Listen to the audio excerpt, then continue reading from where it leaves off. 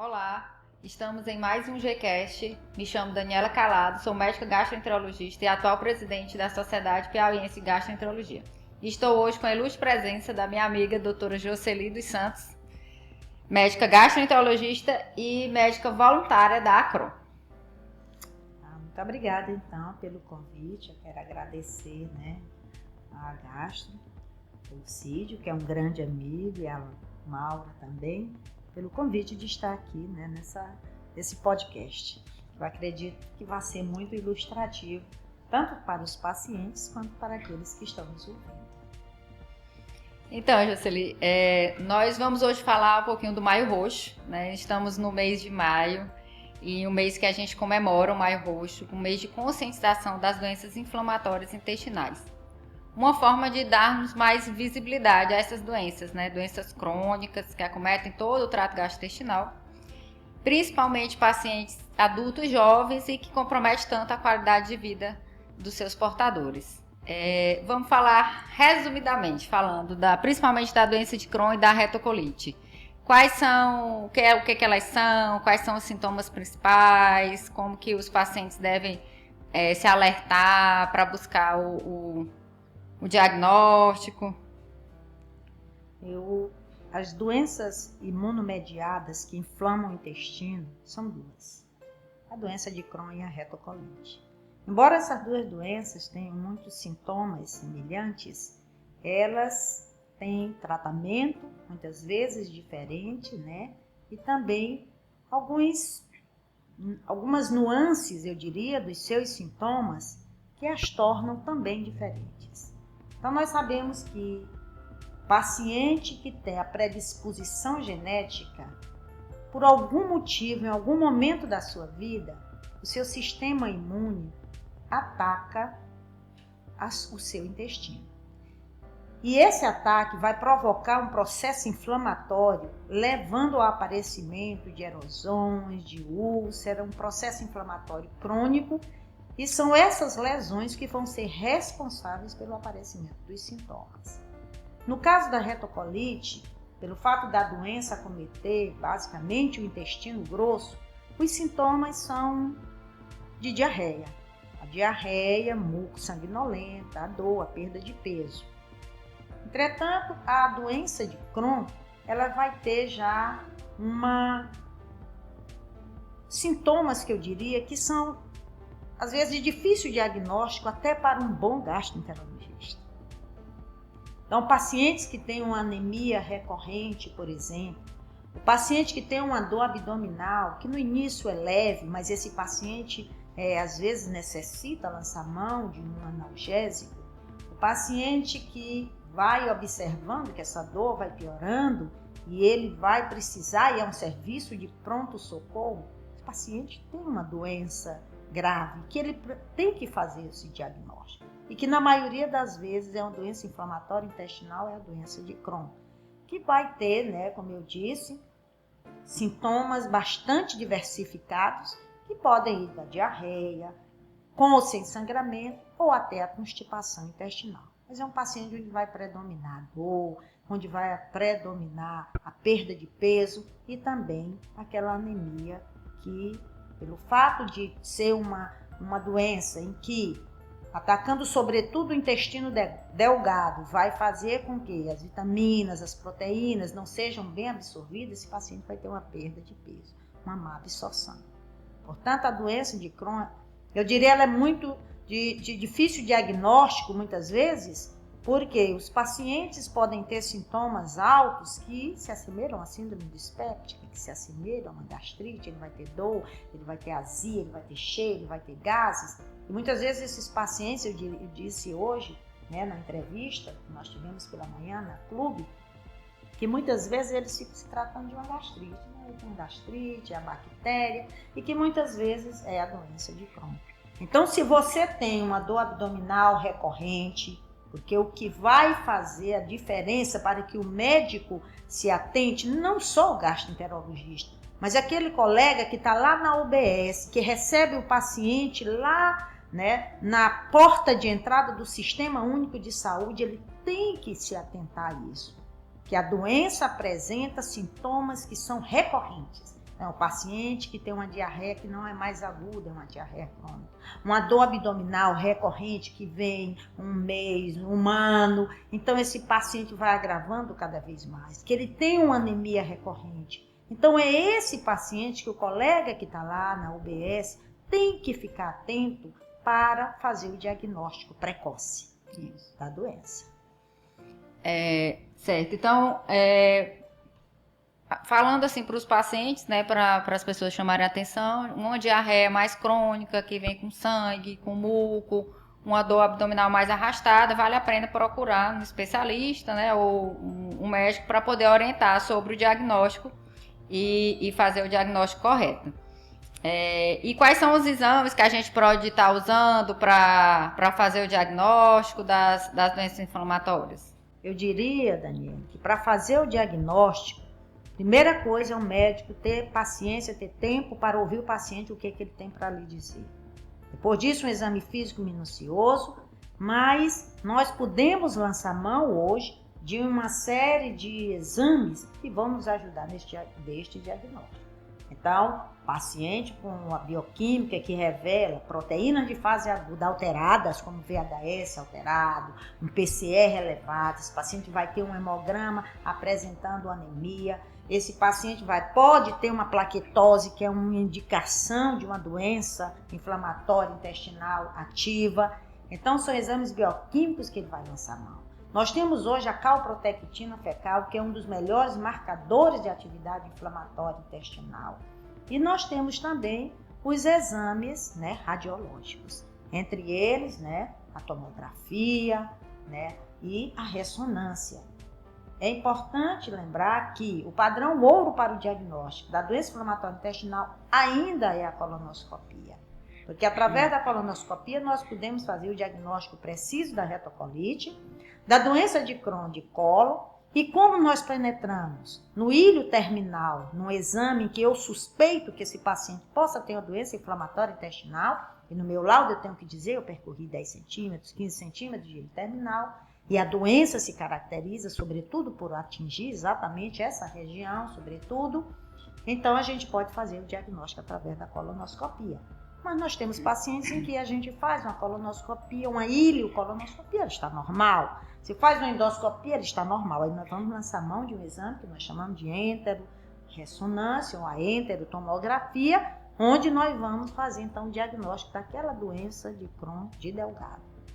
Então nós temos esses exames que, se o paciente tiver acesso hoje, a gente consegue fazer o diagnóstico precoce, que é o mais importante da doença inflamatória intestinal. É fazer o diagnóstico precoce em que o paciente não tem ainda danos estruturais no seu tubo digestivo, ele tem apenas um processo inflamatório que vai ser reversível com o tratamento. É o que nós chamamos de janela de oportunidade, que vai fazer com que esse paciente ele tenha tempos, porque nós sabemos que a doença de Crohn, como a retocolite, são doenças que cursam com período de atividade de doença, que o paciente vai ter seus sintomas, e período de remissão. Então, na janela de oportunidade, esse paciente vai ter um período de remissão muito mais prolongado. É um paciente que vai ter uma qualidade de vida melhor, é um paciente que vai ter poucas hospitalizações no futuro, e é um paciente que vai ter também cirurgias cada vez mais, vamos dizer assim, colocadas à distância, porque muitas vezes, não fazendo diagnóstico precoce, esse paciente já chega no nosso consultório, como único tratamento, você já indicar uma cirurgia porque ele tem uma fístula ou porque ele tem uma estenose. Então, a janela de oportunidades. Para isso, nós precisamos lançar mão desses exames. Para mim, o grande problema é que o paciente que tem plano de saúde, ele consegue às vezes até fazer um diagnóstico, vamos dizer, um tempo hábil, vamos dizer assim. Mas o grupo de doenças, né, do GDIB, tem um estudo que mostra que o paciente com doença de Crohn, ele leva até 5 a 6 anos para fazer o seu diagnóstico. Então, o paciente que tem plano de saúde, ele pode chegar mais rápido porque ele pode fazer os seus exames. A questão é o paciente do SUS. Então, esse paciente, sim, que leva 1 ano, 2 anos na fila da regulação para fazer uma colonoscopia, que tem dificuldade em fazer os seus exames bioquímicos e nem todos ele consegue fazer, porque não está num serviço especializado. Nós sabemos que aqui em Teresina, no Piauí, nós só temos, né, aqui em Teresina, como centro de referência para o tratamento e diagnóstico da doença inflamatória intestinal. Então, esse paciente do Sistema Único de Saúde, que a Associação de Pacientes, a nossa associação ACRON, a gente tem se dedicado, ajudado, está junto, está próximo, para que eles também consigam fazer o diagnóstico na janela de oportunidade. Mas eu confesso que é difícil. Sim. E falando um pouquinho da ACRON, né, que é a Associação dos Pacientes Portadores de Crohn e Retocolite do Norte e Nordeste, quais são assim, as ações, né, que geralmente a ACRON realiza, suporte em relação ao diagnóstico, que eles podem ajudar, como é que se associa também, né, a Crohn, se a gente pode estar orientando todos os pacientes portadores de Crohn e retocolite para se associarem, o que eles podem trazer de benefício, por exemplo, na associação da Crohn? A Crohn BR, né, que é a Associação dos Pacientes Portadores de Doença de Crohn e Retocolite do Norte e Nordeste do Brasil, ela surgiu devido a uma necessidade que tínhamos aqui de juntar esses pacientes, que não se conheciam. Pacientes que muitas vezes dizem, doutora, só eu tenho essa doença, eu não conheço ninguém. E ele se desesperava, ele ficava depressivo. Então, ela surge a partir desse chão, dessa necessidade de unir, de aproximar esses pacientes. E a gente começa, né, há mais ou menos uns 16 anos atrás, e essa associação, então, foi fundada.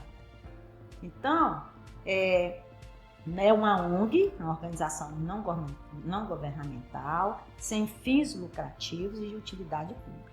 Inicialmente, nós conseguimos a OCIP municipal e agora nós conseguimos, no ano passado, a OCIP estadual. Vamos pleitear agora a OCIP federal. Então, nós nos reuníamos antes da pandemia, uma vez por mês, que era a segunda quarta-feira de cada mês, onde em cada reunião nós tínhamos uma pauta que previamente era preparada, né, pela diretoria da associação, que é composta unicamente de pacientes. Todos os cargos são de pacientes, desde o diretor, presidente, né, o vice-presidente, os 2 secretários e o tesoureiro. Nós temos aliado a essa diretoria um grupo de apoio da diretoria. E eu entro como médica voluntária dos pacientes, né, da associação. Então, nós nos reuníamos e cada reunião a gente tinha um tema, né? Vamos convidar um colega oftalmologista para falar sobre as manifestações extraintestinais oculares da doença inflamatória intestinal, um reumatologista. Então, sempre tinha um tema, ou às vezes para a gente discutir a nossa própria demanda dos pacientes. Falta de medicamento, falta de exames, como é que tá? Então, uma vez por mês a gente se reunia. Veio a pandemia e nós formamos então um grupo de WhatsApp, onde então a gente se reúne, né, e colocamos, né, todas as nossas problemáticas ali. Atualmente ele tem quase 300 pacientes nesse grupo de WhatsApp. Nós fizemos uma grande live, né, em 2000, mas antes da pandemia, nós comemorávamos o Maio Roxo também de uma forma bastante diferente. Nós íamos para a caminhada na Frei Serafim e depois a gente terminava essa caminhada na Praça Rio Branco, onde nós fazíamos entrega de panfletos, andávamos aquele centro todo, distribuindo algo em torno de 5 a 7 mil panfletos num dia, né, do dia que é o Dia Mundial da Doença Inflamatória Intestinal. Fora isso, tínhamos as palestras e também a questão da interiorização da doença inflamatória intestinal. Fomos a Parnaíba, fomos a Piripiri, para levar, né, essa proposta do Maio Roxo e também para colocar para os colegas daí a importância de fazer esse diagnóstico precoce dos pacientes. Então veio a pandemia e nós estamos mais nas reuniões online, isso? Mas vamos voltar em breve para as nossas reuniões presenciais. Certo. E outra ação também importante da Crohn é em relação ao tratamento, né? Que a gente sabe que o tratamento da doença de Crohn e da retocolite, claro, vai depender do tipo da doença, do acometimento, da gravidade, né? É bem variado. Então, nós temos várias drogas, várias classes de drogas, imunossupressores, biológicos, que a gente pode estar usando no tratamento com o objetivo de melhorar clinicamente, né, e endoscopicamente os pacientes. Mas a gente sabe que, infelizmente, são medicações de alto custo, né? É um tratamento que é feito para a vida toda. E a gente muitos pacientes vão depender do SUS, né, do Sistema Único, para conseguir essas medicações. Então, o tratamento da doença inflamatória é fornecido pelo SUS. Se todas as medicações são fornecidas pelo SUS e como que o paciente chega para dar entrada, como que ele consegue ter acesso a essa medicação, o que ele precisa ter. O tratamento vai depender, primeiro, de qual doença ele tem. Às vezes o paciente chega no seu consultório, nem ele mesmo sabe, não, todo doutor acha que era retocolite, depois ele achou que era Crohn. Então a primeira coisa a gente tem que definir, você tem qual doença inflamatória intestinal. Depois disso você tem que ver a gravidade da doença, ela é leve, ela é moderada, é grave. Segundo, terceira, qual é a localização da sua doença? É só uma retite? É uma colite esquerda, uma colite subtotal? Eu tenho uma doença de Crohn só de delgado, eu tenho uma doença de Crohn do trato superior, é só perineal? Então, eu tenho que primeiro definir também a localização para poder definir o tratamento desse paciente.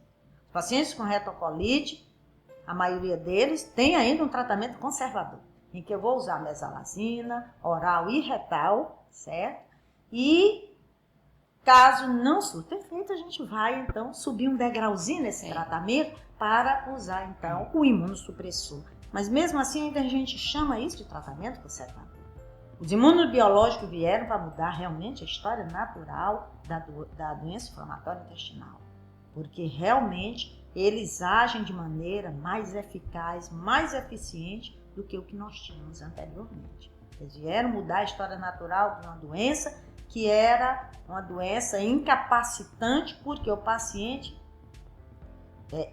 infalivelmente ia operar para retirar 30 centímetros, 40 centímetros de intestino, até chegar à síndrome do intestino curto.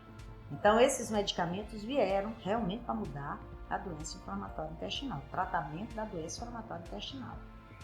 Então, o paciente, feito o seu diagnóstico, o paciente do SUS, ele tem que ter acesso ao especialista, ao gastroenterologista. E aí vem o grande problema, porque em Teresina nós só temos um centro, um grande ambulatório que é o Hospital Universitário. Mas o paciente de primeira vez, para chegar até lá, ele tem uma jornada muito difícil. Ele tem que ir ao clínico geral para pedir um encaminhamento para o gastro. Aí ele vai no gastro, lá na UBS, esse gastro da UBS, ele vai então colocar o paciente na regulação para que ele chegue até o hospital universitário. E aí ele pode demorar muito tempo.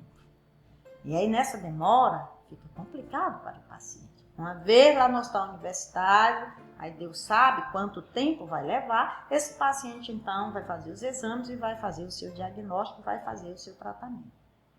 Ele recebe uma folha que nós chamamos, né, de LME, que é a licença de medicamentos excepcionais, onde ele vai para a farmácia de dispensação, aqui em Teresina, onde ele vai receber a sua medicação. Nós temos agora no SUS uma quantidade boa de imunobiológicos.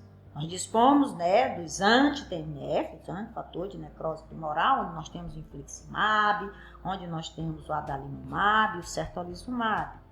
E nós vamos ter também, né, os anti-integrina, né, mais recentemente incorporado, que é o vedolizumab, que já temos também pelo SUS.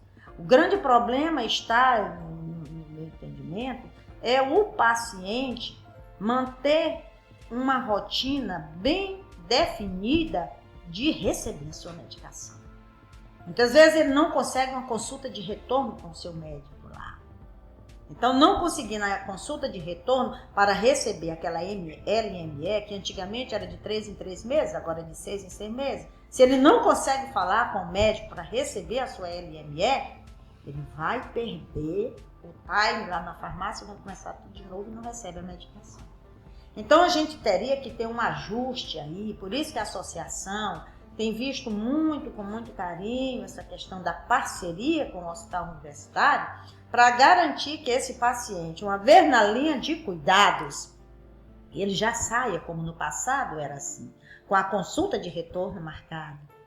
Caso ele precise da LME, antes da sua consulta de retorno, ele ter acesso ao médico para pedir só aquela LME.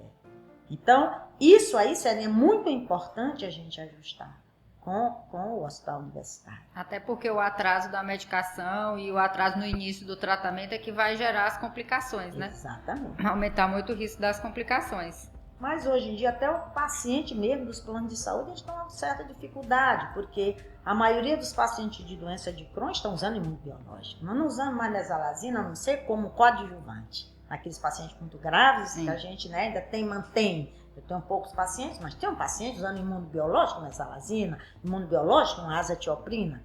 Então, são poucos, mas existem. A maioria está usando imunobiológico, que são medicamentos caros e que os planos de saúde têm que ver que é uma doença que atinge o paciente jovem, paciente de 15 anos aos 35 anos. Que esse medicamento vai fazer com que esse paciente viva muito mais tempo. Então, eles têm que se preparar, se programar a longo prazo, porque é uma doença que tem aumentado a sua prevalência no mundo ocidental de uma forma assim importante. E eles têm que se preparar para o futuro, vendo que o paciente, não morrendo, operando menos, ele vai ter que ter a sua medicação em dias.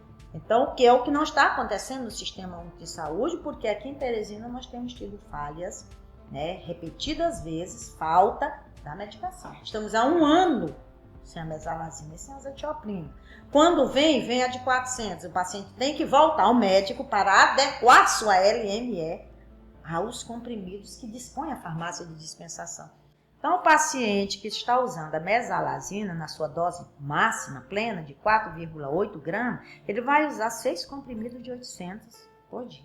Então, ele vai precisar, se chega na farmácia de 400 miligramas, ele tem que voltar ao médico para que ele faça uma nova adequação, uma nova LME. Muitas vezes ele não tem acesso ao paciente.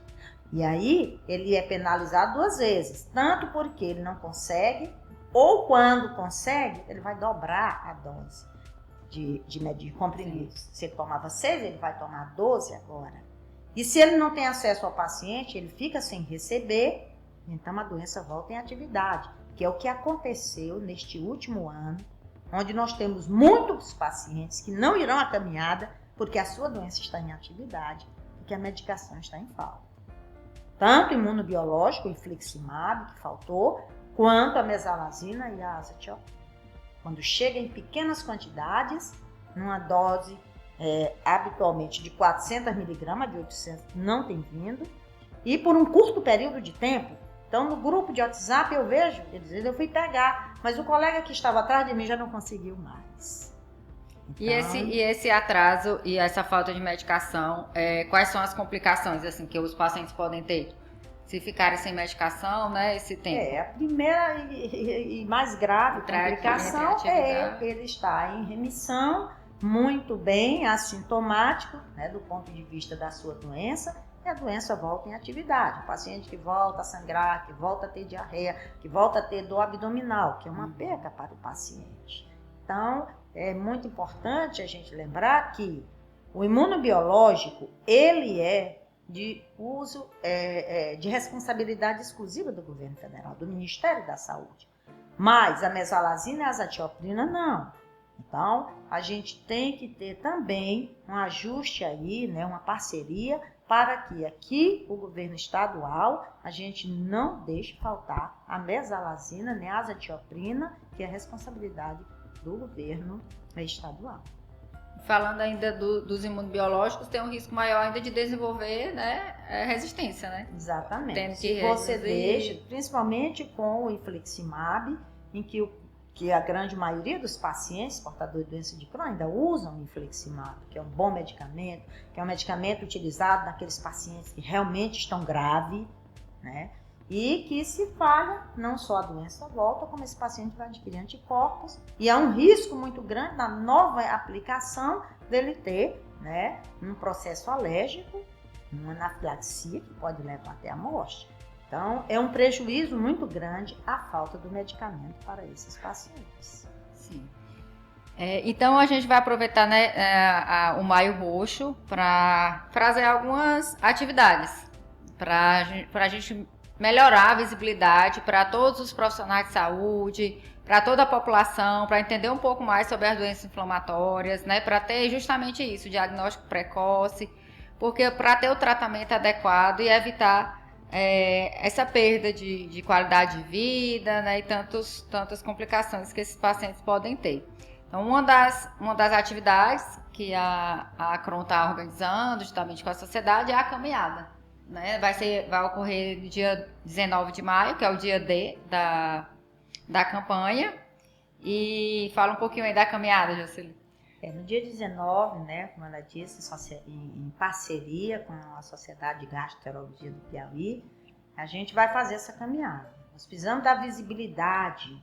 Não é a Acron, né, a Sociedade da visibilidade é uma doença que ainda é escondida, né? Que ainda é difícil. Os pacientes, muitas vezes, o doutor, a gente tem que falar que nós temos essa doença. Tem gente que tem vergonha, mas eu não tenho. Eu digo que tenho Crohn, eu digo que tenho retocolite. Então, na associação, eles já têm essa coisa de sentir a necessidade de dizer. Então, a campanha do Maio Roxo é para dar visibilidade, é para favorecer o diagnóstico precoce, é para aumentar a parceria com os órgãos estaduais, federais e municipais, para que não falte medicamento, para que o paciente tenha acesso aos exames que vão fazer o seu diagnóstico e o controle dessa sua enfermidade, e dar visibilidade, fazer o diagnóstico precoce. Então, nós vamos fazer uma caminhada no dia 19 de maio. E nesse dia, nós vamos nos concentrar embaixo da Ponte Estaiada. Lá nós vamos montar um esquema, né, para que seja... a gente tenha água, a gente tenha banheiros químicos lá, nós estamos preparando toda uma infraestrutura e enquanto nós esperamos a chegada de todo mundo, nós vamos fazer a distribuição de panfletos, né, que vão, nesses panfletos, explica a doença, os seus sintomas, como fazer o diagnóstico. E às 4h30, às 16h30, quando todo mundo com certeza já terá chegado, nós vamos então fazer a nossa caminhada pela Raul Lopes. Então, a gente quer convidar todos os pacientes. Mas é importante que os familiares também venham participar.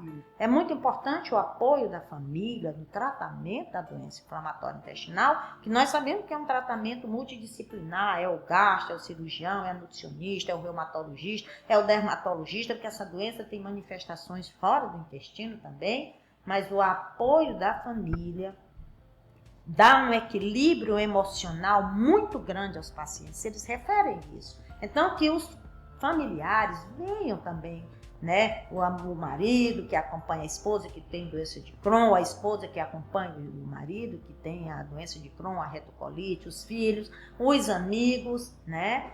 Para que a gente, todo mundo junto, a gente faça essa caminhada. E a outra atividade que nós temos é a live do dia 27. Nós pretendemos, nesse dia, fazer uma live em que nós vamos ter 3 palestras importantíssimas. A primeira é sobre nutrição em doença inflamatória intestinal, mitos e verdades. A gente sabe que o paciente tem muita dificuldade, eu vejo no grupo, as perguntas, doutora, eu posso comer isso, eu posso comer aquilo? Então, nós vamos ter uma nutricionista que vai dar o toque bacana sobre a questão da alimentação. Que é extremamente importante, né? Tratamento, que é muito importante. Paciente, às vezes querem fazer umas dietas exageradas, às vezes aparece com inchaço, umas coisas que não podem. Então, a nutricionista vai falar a respeito disso. Depois nós vamos ter uma palestra sobre as manifestações extraintestinais da doença inflamatória. Porque muitas vezes elas precedem a doença. Então, nós podemos ter um paciente que tem um olho vermelho, que acha que é conjuntivite, pode ser, mas na maioria das vezes, naquele que cursa também, né, com ou sem manifestação intestinal, porque a doença, a uveíte ou a irite, ela é uma manifestação que pode preceder a doença inflamatória intestinal, e aí você já faz o diagnóstico. Uma psoríase, que é uma manifestação, né, dermatológica, que pode preceder, né, as artrites, uma pedra na vesícula, a colecistopatia calculosa, cálculo renal, que são manifestações extraintestinais que podem preceder a doença. Então nós vamos ter uma palestra super legal, né, sobre essas manifestações. E a terceira palestra será sobre a questão do tratamento. Eu vejo a ansiedade dos pacientes em perguntar, e aí, surgiu alguma coisa nova, alguma droga nova? Então, o que nós vamos tratar nessa palestra de tratamento é dizer aonde estamos e para onde nós vamos com o tratamento da doença inflamatória intestinal, sobretudo no tocante às novas drogas imunobiológicas que estão chegando. Tem muita aí, coisa né? para falar, né? Tem muita coisa para falar. Muita coisa e aí nova, vamos ter a Soraya Castelo Branco animando aí a nossa live, vamos ter distribuição de brindes. Então vai ser muito legal, vocês vão acompanhar essa live, né, no nosso canal do YouTube, tá certo? Dia 27 de maio, fechando, né, com chave de ouro o Maio Roxo. Pronto. Pois então ficamos por aqui. Obrigada, Jocely, pela presença. Obrigada e até a você. próxima. E até a próxima.